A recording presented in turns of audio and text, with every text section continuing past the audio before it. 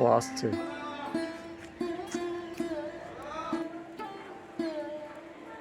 অল্প একটু কই হাঁটাঘাটি। কাঠিমুঠি কুড়াতে গেলাম, ইতুর কথা শুনে এলাম। অষ্টচাল অষ্টদুর্বা কলসপত্রে ধুয়ে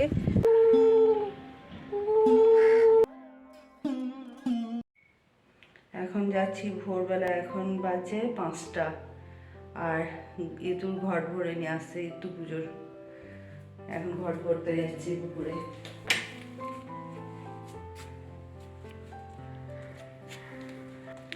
আপনারা আগেও দেখেছেন এই পুকুরটাকে আমার ব্লগে, একদম পাশেই পুকুর।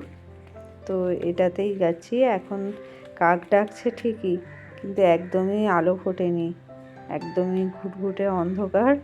কিন্তু রাস্তার লাইটটা আছে বলে পুরো এমনি পরিষ্কার দেখাই যাচ্ছে।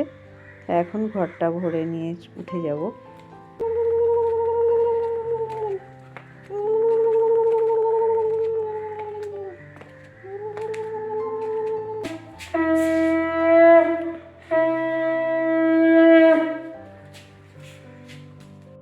আমাদের ইতু পুজো তুলসীতলাতেই হয়, তাই ঘরটা তুলসীতলাতেই রেখে দিচ্ছি।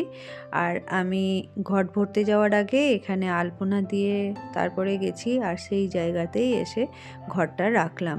এখন ঝুড়িটা ঢাকা দিয়ে রাখবো, যাতে কোনো কাকে বা পাখিতে মুখ না দেয়, তার জন্য। আর আজকে পুজোও করতে হবে, হাজব্যান্ডের অফিসও আছে, তাই তাড়াতাড়ি রান্নাটা করে নিয়েছি। ভাত, মূলো শাক, আলু ভাজা আর ডাল। সুপ্রভাত বন্ধুরা, কেমন আছেন সবাই? আশা করি যে যেখানে আছেন সবাই খুব ভালো আছেন, আমরাও ভালো আছি। আর আমার নতুন একটি ব্লগে আপনাদের সবাইকে স্বাগত জানাই।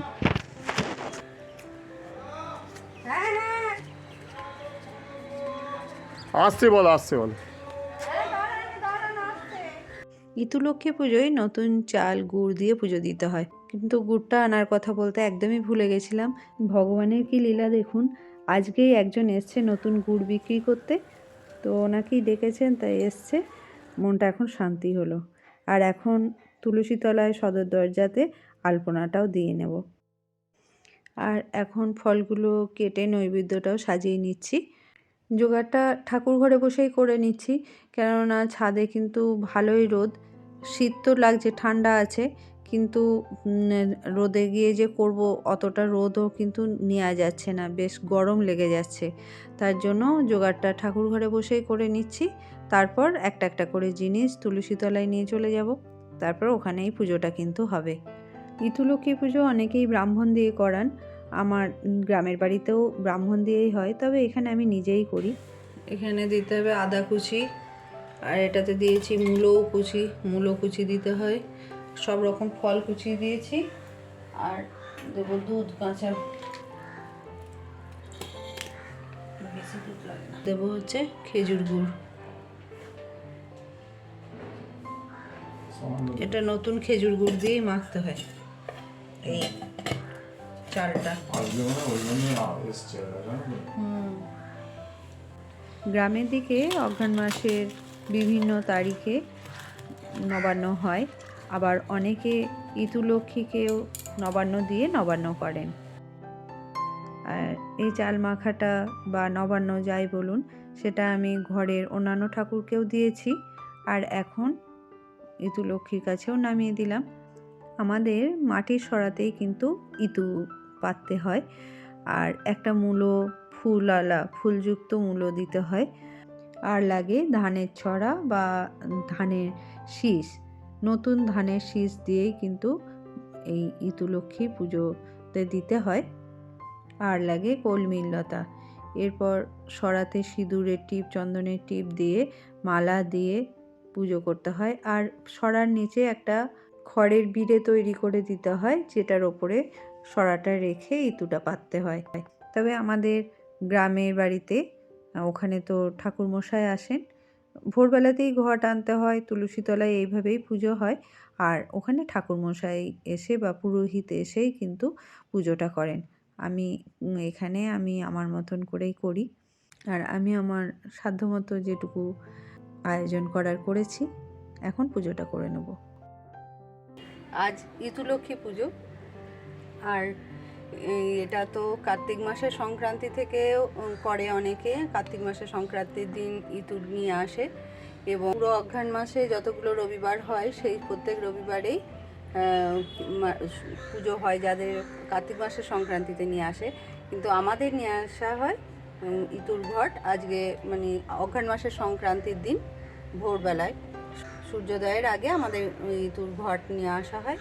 তো তখন নিয়ে এসে এভাবে রেখেছি, কলমির লতা দিয়ে গোলভাবে এইভাবে করে আর একটা ফুল দিয়ে ইঁতুর ঘট ভর্তি করে নিয়ে আসতে হয়।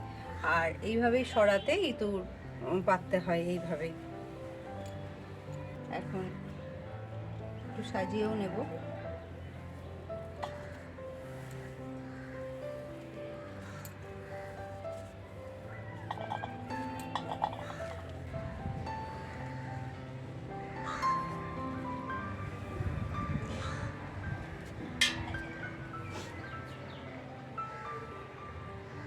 প্রথমে আমি আচমন করে নেব।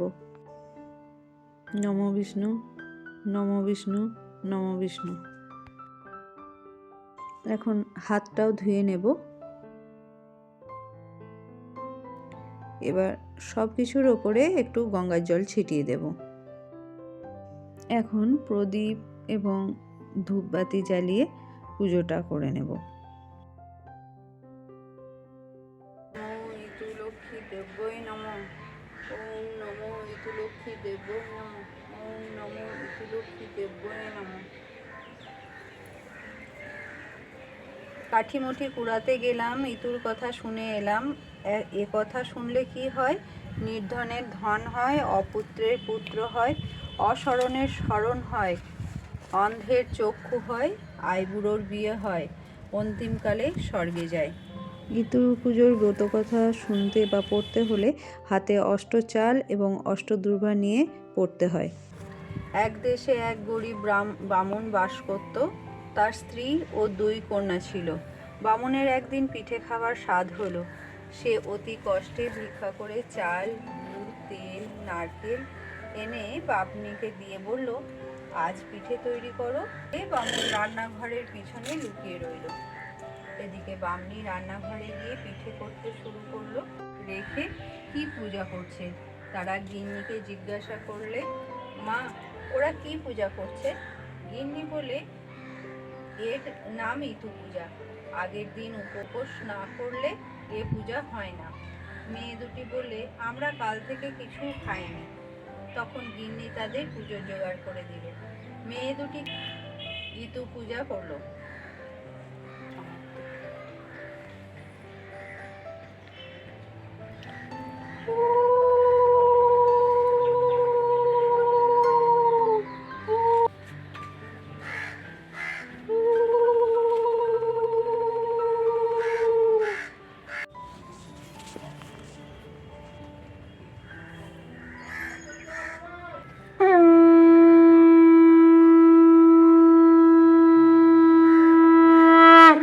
এখন আমাদের পুজো কমপ্লিট হয়ে গেছে।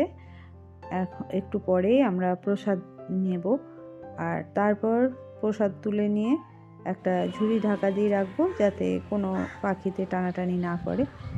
আর এখন প্রসাদটাও নিয়ে নিয়েছি, এরপর জল খাবো। প্রসাদ খেয়েই তারপর জল খাবো। আমাদের ইতু পুজোর খাবারের নিয়ম হচ্ছে মুড়ি খাওয়া যায় বা যে কোনো শুকনো খাবার খাওয়া যায়, আর দুপুরে একবার নিরামিষ খাওয়া যায়, নিরামিষ ভাত খাওয়া যায়, নিরামিষ ভাত খাওয়া যায়।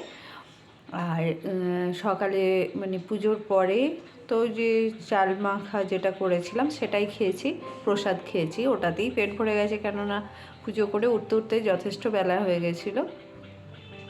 আর রাত্রিরে কিন্তু মুড়ি বা আটার জিনিস, সুজি টুজিও খাওয়া যেতে পারে, অসুবিধা নেই। এটাই হচ্ছে আমাদের এই ইতু পুজোতে খাবার দাবারের নিয়ম। একটা পালন থাকে তো না, কিভাবে পালনটা করা হবে, সেটাই এটা। আর আমিও এখন বসে গেছি দুপুরের খাবার নিয়ে। শাক আছে এখানে, শাক, ভাত, আলু ভাজা, ডাল আছে। এখন সন্ধ্যা দিয়ে ইতুকে পিঠেও করে দিয়েছি, আর আগামীকাল ভোরে তো বিসর্জন করে দিতে হবে। তো আজ এই পর্যন্তই। আমার পুজো কেমন লাগলো আপনাদের প্লিজ কমেন্ট করে জানাবেন। আর যদি আমার ভিডিও ভালো লাগে তাহলে একটা লাইক করবেন, পারলে অন্যদের সাথে শেয়ার করবেন। আর এরকম ভিডিও আরও দেখতে চাইলে আমার চ্যানেলটা সাবস্ক্রাইব করে রাখতে পারেন। তো দেখা হবে আবার আমার নতুন একটি ভিডিওতে। ততক্ষণ সবাই ভালো থাকবেন, সুস্থ থাকবেন, সাবধানে থাকবেন। আবার দেখা হবে।